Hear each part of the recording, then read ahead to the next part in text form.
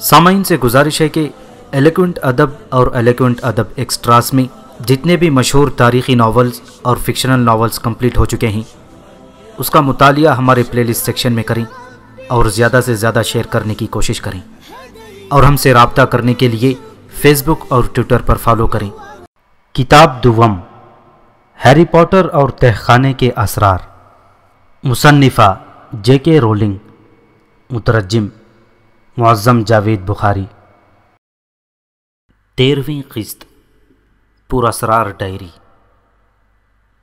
ہرمائنی کئی ہفتوں تک ہسپتال میں داخل رہی۔ اسی دوران کرسمس کی چھٹیاں ختم ہو گئیں اور بچے اسکول واپس لوٹ آئے۔ جب طلباء کو ہرمائنی کے غائب ہونے کا علم ہوا تو طرح طرح کی چمگوئیاں سر اٹھانے لگیں۔ ظاہر ہے سب یہی سوچ رہے تھے کہ ان تعطیلات میں یقیناً ہرمائنی حملے کی زد میں آ گئی ہوگی، کہیں طلباء میں خوف و ہراس نہ پھیل جائے، اسی لیے یہ بات چھپائی جا رہی ہے۔ طلباء کی بڑی تعداد اس کی ایک جھلک دیکھنے کی کوشش میں مصروف رہی۔ کئی طلباء تو طرح طرح کے بہانے بنا کر ہسپتال پہنچ جاتے تاکہ ٹانک جھانک کر کے حقیقت کا سراغ لگا سکیں۔ میڈم پومفرے نے حالات کی نزاکت کو سمجھتے ہوئے ہرمائنی کے بستر پر گہرا سیاہ پردہ آویزاں کر ڈالا تھا کہ وہ دوسروں کی نظروں سے محفوظ رہ پائی اور شرمساری کا شکار نہ ہو۔ ہیری اور رون روزانہ شام کو اس سے ملنے کے لیے ہسپتال میں آتے تھے۔ جب نئی سہ ماہی کا آغاز ہوا تو وہ اسے ہر روز ہوم ورک بتانے لگے۔ ہرمائنی بستر پر سبق یاد کرتی اور ہوم ورک نپٹاتی۔ ایک شام رون نے ہرمائنی کی کتابوں کا ڈھیر قریب پڑی ہوئی میز پر غصے سے پٹک دیا۔ اگر میرے چہرے پر اس طرح بال نکل آئے ہوتے تو میں کم از کم پڑھائی کو ضرور خیر بات کہہ چکا ہوتا، رون نے منہ بسورتے ہوئے کہا۔ احمقوں جیسی باتیں مت کرو رون، ہرمائنی تلخی سے غرائی۔ مجھے پڑھائی میں سب کی برابری کرنا ہے۔ اب وہ کافی حد تک صحت یاب ہو چکی تھی۔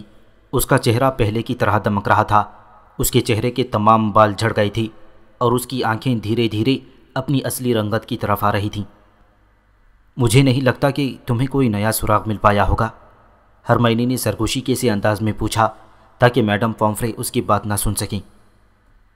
نہیں، ہمیں کچھ نہیں پتہ چل پایا، ہیری نے اداسی سے جواب دیا۔ مجھے تو پورا یقین تھا کہ میلفوئے بھی ان حادثات کا ذمہ دار ہوگا۔ رون نے یہ بات 100ویں بار دہرائی تھی۔ وہ ہر موقع پر یہی بات کہتا تھا۔ اسی لمحے ہیری کو ہرمائنی کے تکیے کے نیچے سنہری رنگ کی جھلک سی دکھائی دی۔ وہ کیا ہے؟ ہیری نے متجسس نگاہوں میں تکیے کے نیچے دبی ہوئی چیز کی طرف اشارہ کیا۔ کچھ نہیں، ہرمائنی نے فوراً جواب دیا۔ جلد صحت یاب ہونے کا دعائیا کارڈ ہے۔ اس کا ہاتھ تکیے کی طرف بڑھا تھا تاکہ وہ اس سنہرے کارڈ کو ان دونوں سے چھپا سکے، مگر رون نے کمال پھرتی کا مظاہرہ کیا اور جھپٹ سے تکیے کے نیچے سے کارڈ کھینچ لیا۔ ہرمائنی بس پھنکارتی رہ گئی۔ رون نے دوہرے کارڈ کو کھولا جس میں ایک تحریر لکھی ہوئی دکھائی دے رہی تھی۔ مس گرینجر کے لیے جلدی صحت یاب ہونے کی نیک تمناؤں کے ساتھ، تمہارا فکر مند استاد گلڈرائے لاکہارٹ۔ مارلن کے امتحان میں مکمل کامیاب 3 درجہ پانے والا، اندھیر نگری کی تاریک قوتوں سے نبرد آزما تحریک کا اعزازی رکن، 7 روزہ چڑیل کے دلکش متبسم مسکراہٹ والے اعزاز کا 5 مرتبہ فاتح۔ رون نے ہرمائنی کی طرف خونخوار قہر ڈھاتی نظروں سے دیکھا۔ تم اسے اپنی تکیے کے نیچے رکھ کر سوتی ہو؟ لیکن ہرمائنی کو جواب دینے کے لیے مہلت ہی نہ مل پائی، کیونکہ اسی لمحے میڈم پومفرے شام کی دوا کی خوراک کے لیے وہاں نمودار ہو گئیں۔ ہیری اور رون کو وہاں مزید ٹہرنے کا موقع نہ ملا۔ وہ ہسپتال سے باہر نکل کر گریفنڈور کے مینار کی طرف جانے والی سیڑھیوں کی طرف بڑھی۔ کیا تم نے لاکہارٹ سے زیادہ دھوکے باز شخص دیکھا ہے؟ رون سیڑھیاں چڑھتے ہوئے بولا۔ ہیری نے محض ہنس کر ٹال دیا۔ پروفیسر سنیپ نے انہیں اتنا زیادہ ہوم ورک دیا تھا کہ ہیری یہ سوچنے پر مجبور ہو گیا کہ جب تک وہ اس ہوم ورک کو پوری طرح ختم نہ کر پائے گا تو یقیناً اس کے ساتھی 6 سال کی پڑھائی تک پہنچ چکے ہوں گے۔ رون یہ افسوس کر رہا تھا کہ وہ ہرمائنی سے یہ نہیں پوچھ پایا کہ بال بڑھانے والی جادوئی دوا میں چوہے کی دم کتنی مقدار میں شامل کرنا چاہیے۔ اسی وقت انہیں اوپر کی منزل پر کسی کو غصے سے چلاتے ہوئے آواز سنائی دی۔ یقیناً فل چلا رہا ہے، ہیری نے بڑبڑاتے ہوئے کہا۔ اس کے بعد وہ دونوں سیڑھیوں پر تیزی سے چڑھنے لگی تھی۔ وہ بالائی منزل پر پہنچ کر ایک طرف چھپ گئی اور ان سنائی دینے والی آوازوں کا مفہوم سمجھنے کی کوشش کرنے لگی۔ کہیں ایسا تو نہیں کہ کسی اور پر حملہ ہوا ہو؟ رون نے گھبرائے ہوئے انداز میں پوچھا۔ ہیری نے کوئی جواب نہیں دیا اور وہ دونوں راہداری کے ایک کونے کی آڑ میں چپ چاپ کھڑے تھی۔ ان کے کان اس طرف لگے تھے جہاں سے فلچ کی آواز آ رہی تھی۔ فلچ بے حد غصے میں چیخ رہا تھا، میرا کام اور بڑھا دیا، پوری رات صفائی کرتا رہا جیسے میرے پاس پہلے سے کوئی دوسرا کام نہیں تھا۔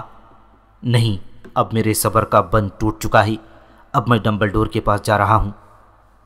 دونوں نے موڑ پر جھانک کر دیکھا۔ وہ سمجھ گئی تھی کہ فلچ آج بھی ہمیشہ کی طرح اپنے پہرے داری کی جگہ پر تعینات تھا۔ وہ ایک بار پھر اسی جگہ پہنچ گئی تھی جہاں مسز نورس پر حملہ ہوا تھا۔ انہوں نے ایک ہی نظر میں دیکھ لیا تھا کہ فلچ کیوں بھڑک رہا ہے۔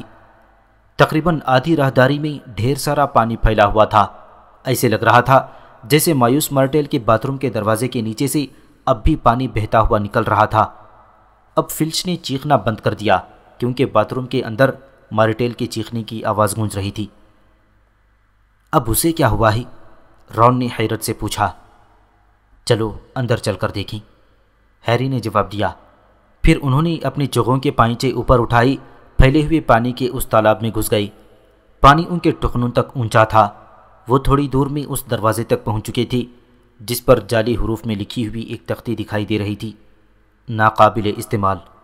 تختی پر اچٹتی نظر ڈال کر وہ ہمیشہ کی طرح آج بھی دروازہ کھول کر باتھ روم میں داخل ہو گئی۔ مایوس مارٹل ہچکیاں لیتی ہوئی رو رہی تھی۔ اس کی آواز پہلے کی نسبت زیادہ تیز اور سنگینی کی شدت لیے ہوئے تھی۔ ایسا لگ رہا تھا جیسے وہ اپنے پسندیدہ ٹوائلٹ میں چھپی بیٹھی تھی۔ باتھ روم میں کافی اندھیرا چھایا ہوا تھا کیونکہ موم بتیاں پانی کے تیز بہاؤ میں بجھ چکی تھیں۔ دیواریں اور فرش بھی پانی سے متاثر دکھائی دے رہی تھی۔ مارٹل، کیا ہوا؟ ہیری نے حیرت سے پوچھا۔ کون ہے؟ مجھ پر کچھ اور پھینکنے آئے ہو کیا؟ مارٹل نے سبکیاں لیتے ہوئے کہا۔ میں بھلا تم پر کیوں کچھ پھینکوں گا؟ ہیری نے اس کے ٹوائلٹ کی طرف جاتے ہوئے حیرانگی سے پوچھا۔ رون اس کے پیچھے ہو لیا۔ مجھ سے یہ مت پوچھو۔ مارٹل پانی کی ایک لہر کے ساتھ ان کے سامنے نمودار ہوئی۔ اس وجہ سے پہلے سے گیلے فرش پر اور زیادہ پانی دکھائی دینے لگا۔ میں یہاں چپ چاپ بیٹھی ہوئی تھی، اپنے کام سے کام رکھے ہوئی تھی، لیکن کسی کو یہ خیال آیا کہ مجھ پر کتاب پھینکنے پر اسے کتنا مزہ آئے گا، مارٹل نے ہچکیاں لیتے ہوئے بتایا۔ مگر تم پر کوئی چیز پھینکی جائے تو اس سے تمہیں کوئی چوٹ تو نہیں لگتی؟ ہیری نے معقولیت سے سمجھانے کی کوشش کی۔ میرا مطلب ہے کہ وہ چیز تو تمہارے آر پار نکل جائے گی نا؟ اس نے غلط بات بول دی تھی۔ مارٹل برداشت نہ کر پائی اور تیز آواز میں چیخی، چلو ہم سب مارٹل پر کتابیں پھینکتے ہیں کیونکہ اسے چوٹ تو نہیں لگ سکتی۔ اگر تم نے اس کے پیٹ کے آر پار پھینکی تو 10 نمبر، اگر یہ اس کے سر کے پار ہو گئی تو 50 نمبر۔ کتنا دلچسپ ہے، کتنا مزیدار کھیل ہے، لیکن مجھے ایسے نہیں لگتا۔ لیکن یہ تو بتاؤ تم پر کتاب کس نے پھینکی؟ ہیری نے جلدی سے پوچھا۔ میں نہیں جانتی، مارٹل نے اس کی طرف غصے سے گھورتے ہوئے کہا۔ میں تو ٹوائلٹ کے پاس بیٹھی ہوئی تھی اور اپنی موت کے بارے میں سوچ رہی تھی۔ اسی وقت وہ کتاب سیدھے میرے سر پر آ لگی۔ وہ اب بھی وہاں پڑی ہے، حالانکہ وہ اب پانی میں بھیگ چکی ہے۔ ہیری اور رون نے سنک کر نیچے کی طرف دیکھا جدھر مارٹل نے اشارہ کیا تھا۔ وہاں پر ایک چھوٹی اور پتلی کتاب پانی میں ڈبکیاں کھاتی ہوئی دکھائی دے رہی تھی۔ اس پر گندی سی سیاہ جلد مڑی ہوئی تھی۔ ہیری نے آگے بڑھ کر پانی میں ڈبکیاں کھاتی ہوئی وہ کتاب اٹھانے کی کوشش کی، لیکن اسی وقت رون کی آواز سے اس نے اپنے ہاتھ روک لیے تھے۔ اسے وہیں رہنے دو، رون کی تشویشناک آواز سنائی دی۔ کیا ہوا؟ ہیری نے گردن موڑ کر پوچھا۔ پاگل ہو گئے ہو کیا؟ یہ خطرناک ہو سکتی ہے، رون جلدی سے بولا۔ خطرناک؟ ہیری نے ہنستے ہوئے کہا۔ کیا بات کرتے ہو، یہ بھلا خطرناک کیسے ہو سکتی ہے؟ رون کا چہرہ سہما ہوا دکھائی دے رہا تھا۔ تمہیں یہ جان کر حیرانی ہوگی کہ وزارت نے کچھ خطرناک کتابیں ضبط کی ہیں۔ ڈیڈی نے مجھے بتایا ہے کہ یہ ایسی تھیں جو ہاتھ لگتے ہی پل بھر میں آنکھیں جلا دیتی تھیں۔ جو شخص جادوگر کی 14 مصرے والی نظم نامی کتاب پڑھتا تھا وہ زندگی بھر 5 مصروں کے سوا اور کچھ نہیں بول پاتا تھا۔ اسی طرح بات نامی شہر کی ایک بوڑھی ڈائن کے پاس ایک ایسی کتاب تھی جسے پڑھنا کبھی بند نہیں کیا جا سکتا تھا۔ اس کے بارے میں کہا جاتا ہے کہ اس میں نظریں گاڑ کر پڑھتے ہوئے چاروں طرف گھومنا پڑتا تھا اور باقی سارے کام ایک ہاتھ سے کرنے پڑتے تھے۔ اور بس ٹھیک ہے، میں سمجھ گیا ہوں، ہیری نے جلد جھلا کر جلدی سے کہا۔ وہ چھوٹی سی کتاب فرش سے ذرا اوپر پانی میں ڈبکیاں کھاتی رہی۔ دیکھو، جب تک ہم اسے دیکھیں گے نہیں تب تک ہمیں یہ کیسے معلوم ہوگا کہ اس میں کیا ہے؟ ہیری نے یہ کہتے ہوئے رون کے ہاتھ کے نیچے جھک کر نکلا اور اس نے فرش پر ڈبکیاں کھاتی کتاب کو زمین سے اٹھا لیا۔ ہیری نے ایک نظر میں ہی دیکھ لیا کہ یہ ایک ڈائری تھی۔ اس کی جلد پر لکھے دھندلے حروف کو پڑھنے سے اسے معلوم ہوا کہ یہ 50 سال پرانی ڈائری تھی۔ اس نے اسے نہایت احتیاط سے کھولا۔ پہلے صفحے پر دھندلی سیاہی کے ساتھ ٹی ایم ریڈل نام لکھا ہوا تھا۔ رون بھی متجسس نگاہوں سے ڈائری کو دیکھ رہا تھا۔ ٹی ایم ریڈل، ہیری بڑبڑایا۔ ذرا ٹھہرو، رون چونکتے ہوئے بولا۔ وہ تیزی سے اس کے قریب آیا اور اس کے کندھوں کے اوپر سے جھانک کر ڈائری کے کھلے صفحے کو دیکھنے لگا۔ میں اس نام کے بارے میں جانتا ہوں۔ ٹی ایم ریڈل کو 50 سال پہلے اسکول کے لیے خصوصی خدمات کی انجام دہی پر اعزاز دیا گیا تھا۔ رون جلدی سے بولا۔ یہ بات تمہیں کیسے معلوم ہوئی؟ ہیری کے چہرے پر حیرت پھیلتی چلی گئی۔ اس لیے کہ سزا کے دوران فلچ نے مجھ سے ریڈل کی وہ اعزازی شیلڈ تقریباً 50 مرتبہ چمکوائی تھی۔ رون نے غصے سے کہا۔ اسی کی شیلڈ پر میں نے گھونگا پھینک ڈالا تھا۔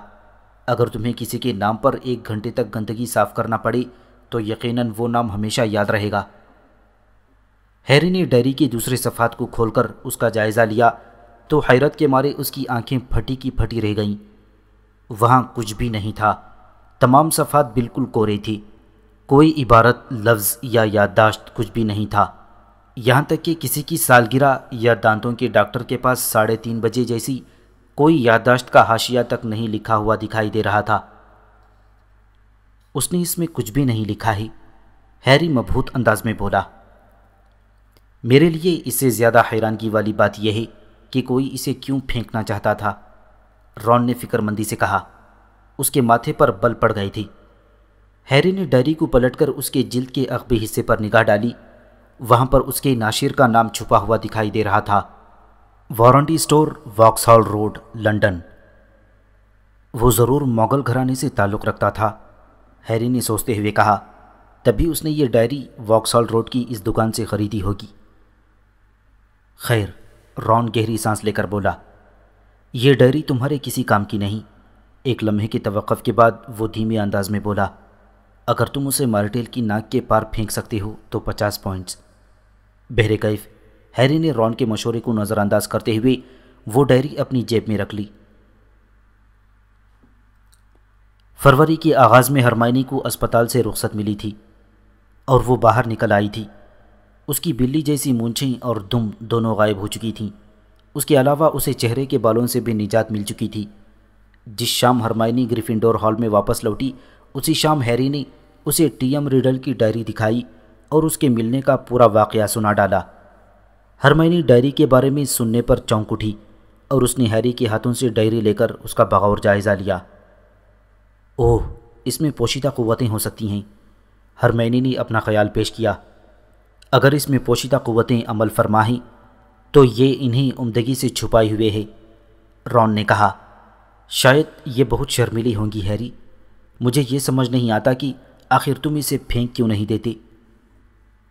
کاش مجھے یہ معلوم ہو سکتا کہ کسی نے اسے پھینکنے کی کوشش کیوں کر کی۔ مجھے یہ جاننا بھی برا لگتا ہے کہ ریڈل کو ہاگورٹ کی کن مخصوص خدمات کی انجام دہی پر اعزاز دیا گیا تھا، ہیری نے جواباً کہا، جس پر رون چڑ سا گیا تھا۔ کچھ بھی ہو سکتا ہے، شاید اسے ٹیز OWL ملے ہوں گی، یا اس نے کسی استاد کو افریتوں کے گروہ سے بچایا ہوگا، یا پھر شاید اس نے مارٹیل کو ہلاک کیا ہوگا، جس سے ہر فرد کو سکون نصیب ہوتا ہے۔ رون تیزی سے بولتا چلا گیا۔ ہرمائنی کے چہرے پر گہری فکر مندی چھائی ہوئی تھی۔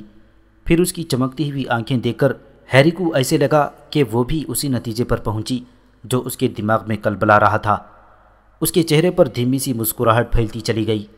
رون نے پہلے ہیری اور پھر ہرمائنی کی طرف دیکھا۔ تم لوگ کیا سوچ رہے ہو؟ اس کا لہجہ کسی قدر سہما ہوا تھا۔ دیکھو، پراسرار تہخانہ 50 سال پہلے کھلا تھا، ہے نا؟ میلفوئی نے یہی بتایا تھا۔ ہاں، رون نے نحیف سی آواز میں کہا۔ اور یہ ڈائری بھی 50 سال پرانی ہے، ہرمائنی نے ہیری کی بات مکمل کر دی۔ وہ جوشیلے انداز میں دکھائی دے رہی تھی۔ تو پھر؟ رون نے ناسمجھی سے انداز میں بولا۔ رون، نیند سے جاگ جاؤ، ہرمائنی نے پلٹ کر تیزی سے کہا۔ ہم یہ بات جانتے ہیں کہ جس نے پچھلی بار خفیہ تہخانہ کھولا تھا اسے 50 سال پہلے اسکول سے نکال دیا گیا تھا۔ ہم یہ بات بھی جانتے ہیں کہ ٹی ایم ریڈل کو اسکول میں خصوصی خدمات کی انجام دہی پر اعزاز 50 سال پہلے ملا تھا۔ کیا یہ نہیں ہو سکتا کہ سلیدرین کے جانشین کو پکڑنے کے لیے ریڈل کو وہ اعزاز دیا گیا ہو؟ اس کی یہ ڈائری شاید ہمیں ہر بات بتا دے گی کہ تہخانہ کہاں ہے، اسے کیسے کھولا جا سکتا ہے اور اس میں کس طرح کا بھیانک افریت رہتا ہے۔ اس بار جو حملے کر رہا ہے وہ یہ نہیں چاہتا کہ یہ ڈائری آس پاس پڑی رہے، ہے نا؟ بڑی کمال کی قیاس آرائی ہے ہرمائنی، بس اس میں ایک چھوٹی سی گڑبڑ ہے۔ اس ڈائری میں کچھ بھی نہیں لکھا ہے، رون نے مسکرا کر کہا۔ ہرمائنی نے رون کی بات کو نظر انداز کرتے ہوئے اپنے بستے سے جادوئی چھڑی نکالی، پھر وہ ڈائری کی طرف مڑی۔ ہو سکتا ہے کہ اس میں غیبی سیاہی میں کچھ لکھا ہوا ہو۔ اس نے اپنی چھڑی گھمائی۔ اس بات سے ذرا بھی فائدہ نہ ہونے پر ہرمائنی نے بستے میں دوبارہ ہاتھ ڈالا اور ایک چیز باہر نکال لی جو مٹانے والے چمکتے سرخ ربڑ کی طرح دکھائی دے رہی تھی۔ یہ چھپی ہوئی چیزوں کو ظاہر کر دیتا ہے، مجھے یہ جادوئی بازار میں ملا تھا۔ اس نے ڈائری میں ماہ جنوری کے ایک صفحے پر کس کر ربڑ رگڑا، مگر کوئی نتیجہ برآمد نہیں ہوا۔ میں تم سے کتنی بار کہہ چکا ہوں، جب اس میں کچھ نہیں لکھا ہے تو تمہیں کیسے ملے گا؟ دیکھو، یقیناً کچھ اس طرح ہوا ہوگا کہ ریڈل کو کرسمس پر یہ ڈائری تحفتاً ملی ہوگی جس میں اس نے لکھنے کی زحمت تک نہیں کی ہوگی، رون بول پڑا۔ ہیری خود بھی سمجھا نہیں پایا تھا کہ اس نے ریڈل کی ڈائری اب تک پھینک کیوں نہیں دی، حالانکہ وہ اچھی طرح جانتا تھا کہ یہ بالکل خالی تھی۔ اس نے لاشعوری انداز میں ڈائری اٹھائی اور اس کے صفحات پلٹنے لگا۔ ایسا لگ رہا تھا جیسے یہ کوئی کہانی ہو جسے وہ پورا کرنا چاہتا ہو۔ ہیری کو اس بات کا پورا یقین تھا کہ وہ کسی ٹی ایم ریڈل کو نہیں جانتا تھا اور نہ ہی اس نے یہ نام اپنی زندگی میں پہلے کبھی سن رکھا تھا، لیکن پھر بھی کہیں نہ کہیں کچھ ایسا تھا جیسے ریڈل اس کے بچپن کا کوئی دوست رہا ہو جو اب اس کی یادداشت سے مٹ چکا ہو۔ یہ سوچنا بھی نہایت کٹھن تھا کہ ہاگورٹ میں آمد سے اس کا کوئی دوست رہا ہوگا، کیونکہ اس کے خالہ زاد ڈیڈلی نے اس بات کا پوری طرح انتظام کر دیا تھا کہ ہیری کسی سے بھی دوستی نہ رکھ پائے۔ ہیری نے یہ فیصلہ کر لیا تھا کہ وہ ریڈل کے بارے میں زیادہ سے زیادہ معلومات اکٹھی کر کے ہی دم لے گا۔ اگلے دن جماعت کی پڑھائی کے دوران جب وقفہ ہوا تو وہ سیدھا نکل کر ٹرافی روم کی طرف بڑھتا چلا گیا، جہاں ریڈل کو دیے گئے اعزاز کی شیلڈ رکھی گئی تھی۔ اس کے ساتھ متجسس ہرمائنی اور متوحش رون بھی تھا۔ رون چلتے ہوئے بڑبڑاتا جا رہا تھا کہ وہ ٹرافی روم کو اتنا باریک بینی سے دیکھ چکا ہے کہ اب زندگی بھر اس کا رخ نہیں کرنا چاہتا۔ ریڈل کی چمکتی ہوئی سنہری شیلڈ ایک کونے والی الماری میں رکھی ہوئی تھی۔ اس میں کسی قسم کی معلومات درج نہیں تھیں جس سے یہ معلوم ہو پاتا کہ یہ شیلڈ ریڈل کو کس ضمن میں دی گئی تھی، اور یہ بہت عمدہ رہا تھا۔ اگر یہ زیادہ بڑی ہوتی تو میں اب تک اسے چمکا رہا ہوتا، رون بڑبڑاتا ہوا بولا، لیکن اس کی بڑبڑاہٹ پر کسی نے توجہ نہیں دی۔ بہرحال انہیں ریڈل کا نام جادوگروں کی لیاقت کے لیے دیے گئے میڈلز کی فہرست میں مل گیا تھا۔ اس کے علاوہ اس کا نام پرانے اسکول مانیٹرز کی فہرست میں بھی موجود تھا۔ ایسا لگتا ہے کہ وہ پرسی جیسا ہی تھا، رون نے اپنی ناک کو نفرت سے سکیڑتے ہوئے کہا۔ مانیٹر، ہیڈ بوائے، شاید ہر مضمون میں نمایاں کارکردگی۔ تم تو ایسے کہہ رہے ہو جیسے ہی کوئی بری بات ہو، ہرمائنی نے کسی قدر غصیلے لہجے میں کہا۔ ہاگورٹ میں موسم نے کروٹ لی اور دھیمے دھیمے سورج کی روشنی دوبارہ شدت پکڑنے لگی۔ قلعے کا اندرونی ماحول امید افزا دکھائی دینے لگا تھا۔ جسٹن اور لگ بھگ سرکٹے نک کے علاوہ مزید کسی پر کوئی حملہ نہیں ہوا تھا۔ میڈم پومفرے نے خوشی خوشی یہ اعلان کیا کہ نربت نرسنگے اب تنگ مزاج اور افرازی ہو رہے ہیں، جس کا مطلب یہ تھا کہ وہ تیزی سے اپنا بچپن چھوڑ رہے ہیں۔ ایک دوپہر ہیری نے سنا کہ میڈم پومفرے فلچ کو نرمی بھرے انداز میں بتا رہی تھیں، جیسے ہی نربت نرسنگھوں کے منہ سے دور ہو جائیں گے ہم انہیں گملے سے گاڑ دیں گے اور اس کے بعد جلدی سے ہم انہیں کاٹ کر ان کی جادوئی دوا تیار کر لیں گے۔ تمہیں مسز نورس بہت جلد ہی واپس مل جائے گی۔ ہیری نے سوچا شاید سلیدرین کے جانشین کی ہمت جواب دی گئی تھی۔ خفیہ تہخانہ کھولنا بڑا خطرناک بلکہ نہایت خطرناک کام بن چکا تھا، کیونکہ پورے اسکول میں تمام جگہوں پر کڑی نگرانی تھی اور تمام افراد کو بدستور گہری نگاہوں سے جانچا جا رہا تھا۔ شاید بھیانک افریت وہ جو بھی ہو، ایک بار پھر 50 برس کے لیے دوبارہ گہری نیند سو چکا تھا۔ ہفل پف فریق کے طالب علم ایرنی میک ملن اس راحت افزا نکتے کو تسلیم کرنے کے لیے ہرگز تیار نہیں تھا۔ اسے اب بھی یقین تھا کہ ہیری ہی تمام معاملے میں ملزم ہے، اور اس نے فن مبارزت کی مجلس کے دوران لاشعوری طور پر اپنا بھانڈا پھوڑ دیا تھا۔ شریر بھوت پیوز بھی آگ کو سرد ہونے نہیں دے رہا تھا۔ وہ ہجوم بھری راہداریوں میں اچانک ٹپک پڑتا اور استہزائیہ آوازیں لگاتا، اور پوٹر، تم تو ہو ہی گڑبڑ پوٹر، سناؤ نئے پنچی پر کب جال پھینک رہے ہو۔ وہ راہداریوں میں اپنے بھونڈی آوازوں میں چہک چہک کر گیت گاتا تھا، اور اب تو اس نے ساتھ میں لہک لہک کر ناچنا بھی شروع کر دیا تھا۔ پستہ قد ناچنے والا بھوت۔ گلڈروائے لاک ہارٹ اس خوش فہمی میں مبتلا تھا کہ حملے اسی کی وجہ سے رکے ہوئے ہیں۔ مینروا، مجھے نہیں لگتا کہ اب کوئی مصیبت کھڑی ہوگی۔ میں سوچتا ہوں کہ اس بار تہخانہ ہمیشہ کے لیے بند ہو چکا ہے۔ ملزم کو پتہ چل چکا ہے کہ اگر اس نے حملے بند نہیں کیے تو میں جلدی ہی اسے پکڑ لوں گا، اسی لیے اس نے میری سخت مزاجی کا سامنا کرنے سے پہلے ہی حملے بند کرنے میں عافیت سمجھی ہے۔ لاک ہارٹ شان بے نیازی سے بولتا رہا۔ آپ جانتے ہی ہیں، اب اسکول میں سب کا اعتماد بڑھانے اور گزشتہ سہ ماہی کی تشویشناک یادیں مٹانے کی ضرورت ہے۔ میں اس وقت کچھ اور نہیں کہوں گا، لیکن مجھے لگتا ہے کہ میں جانتا ہوں ایسا کس چیز سے ہوگا۔ لاک ہارٹ نے اپنی ناک دوبارہ تھپ تھپائی تھی اور باہر نکل گیا۔ لاک ہارٹ کا اسکول میں اعتماد بھری فضا کو بڑھانے کا خیال 14 فروری کی صبح ناشتے کے وقت سب کے سامنے آشکار ہو گیا۔ ہیری اس رات ٹھیک طرح سو نہیں پایا تھا، کیونکہ گزشتہ رات کوئڈچ کی مشقیں دیر تک جاری رہی تھیں، اس لیے صبح وہ دیر سے نیچے اتر کر بڑے ہال میں پہنچا تھا۔ ایک پل کے لیے اسے لگا جیسے وہ غلط دروازے میں داخل ہو گیا ہو۔ چاروں طرف کی دیواریں بڑے بڑے طوفان خیز گلابی پھولوں سے ڈھکی پڑی تھیں۔ ہیری گریفنڈور کی بڑی میز کے پاس پہنچا، جہاں رون بیمار سی صورت بنا کر بیٹھا ہوا تھا اور ہرمائنی جبرن ہنس رہی تھی۔ کیا ہو رہا ہے؟ ہیری نے بیٹھتے ہوئے پوچھا۔ اس کے ہاتھ ناشتے کی گرد لپٹے ہوئے گلابی کاغذوں کو ہٹانے میں مصروف تھے۔ رون نے اساتذہ کی میز کی طرف اشارہ کیا۔ بظاہر وہ اتنا دل برگشتہ دکھائی دے رہا تھا کہ اس سے کچھ بھی بولا نہیں جا رہا تھا۔ پھولوں کے رنگ کی طرح ہی طوفان خیز گلابی کپڑے پہنے لاک ہارٹ طلبہ کو خاموش کرنے کی کوشش میں مصروف دکھائی دے رہا تھا۔ وہ اپنے ہاتھ ہلا ہلا کر سب کو پرسکون ہونے کی ہدایت کر رہا تھا۔ اس کے دونوں طرف بیٹھے اساتذہ کے چہرے کٹھور تاثر لیے ہوئے تھے۔ جہاں ہیری بیٹھا ہوا تھا، وہاں سے اسے پروفیسر میگونیگل کے رخسار کے عضوب پھڑکتے ہوئے دکھائی دے رہے تھے۔ سنیپ کی صورت سے ایسا لگ رہا تھا جیسے کسی نے اسے ہڈیاں بنانے والے سرپ کا ایک بڑا پیالہ زبردستی کچھ ہی لمحے پہلے پلا دیا ہو۔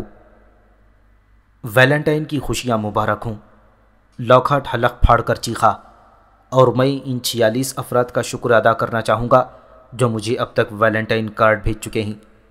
ہاں، میں نے آپ سب کو یہ چھوٹی سی خوشی تحفتاً دینے کی گستاخی کی، اور یہ یہیں پر ختم نہیں ہوتا۔ لاک ہارٹ نے زور سے تالی بجائی اور بڑے ہال کے دروازے سے 1 درجن بدمزاج دکھائی دینے والے بالشتے مارچ کرتے ہوئے اندر آئے۔